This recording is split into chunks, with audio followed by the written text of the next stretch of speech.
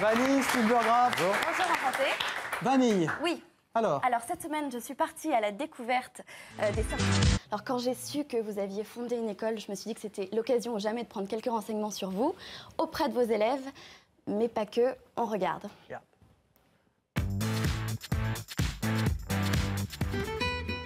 Et non, aujourd'hui, c'est pas le dîner de con qui joue, mais plutôt la remise de diplôme de l'EMI, l'École européenne des métiers de l'Internet. Alors, qu'est-ce que vous pouvez dire en 2 mots de votre école? 2 mots seulement. Opportunité digitale. Polyvalence et débouché. Professionnalisant et entrepreneuriat.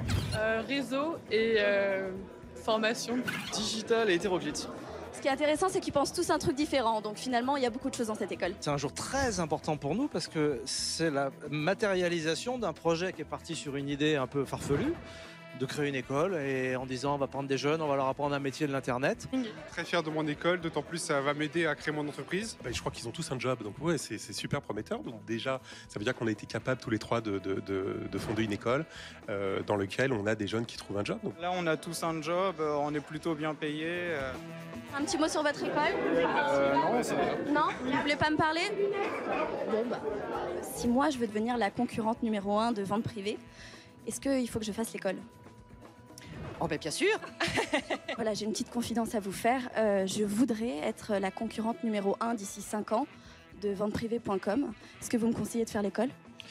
Alors je vous conseille de faire l'école, mais je vous déconseille d'attaquer venteprivée.com. Je pense que vous pourriez trouver une idée beaucoup plus originale.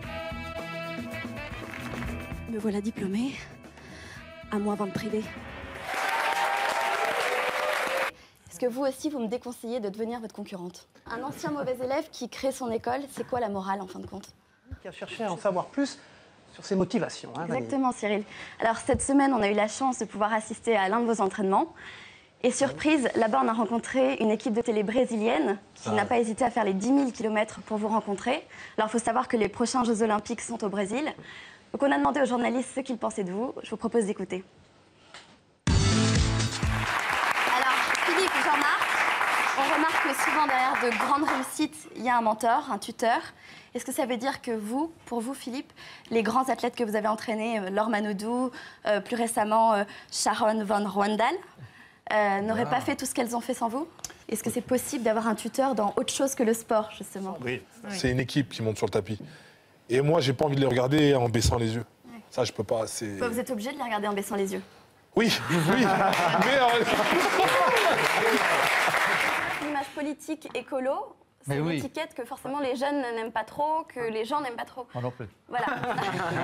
Moi non plus. Non, mais c'est évident que c'était une erreur d'aller faire un parti écologiste. Une erreur. Sur Énergie 12, Vanille. Oui. Alors, Teddy, si je récapitule ce qu'il vient de dire, vous avez gagné votre premier titre mondial à 18 ans. Depuis 4 ans, vous avez enchaîné 65 combats sans défaite. Je sais pas. Moi, je sais, je les ai comptés. Ouais. Donc, 65 combats sans défaite. On a l'impression que personne ne peut vous battre. Je pense que je suis ravie de crever l'abcès, parce qu'à défaut de crever des pneus, je pense que c'est nettement plus efficace. Ça nous a... On sait que c'est perdu pour les filles. Moi, je me demandais quand même, avec les filles, avant d'être en couple... Non, mais c'est perdu pour les filles et les hommes. Hein. Et les hommes aussi.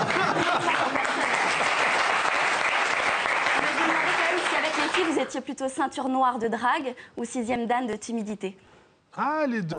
C'est l'intérêt financier de la compagnie G7 est trop important pour le faire. Et je pense que c'est ce qui pénalise directement les taxis plutôt que de nouvelles applications comme Uber. Sur la question des licences, Margot, justement, ça revient souvent. Sélection. Bref, vous avez de quoi rester connecté pour suivre les ouvertures de Big Fernand un peu partout en France. À bientôt. Merci. Merci Vanille, à bientôt. Regarde, je pars avec.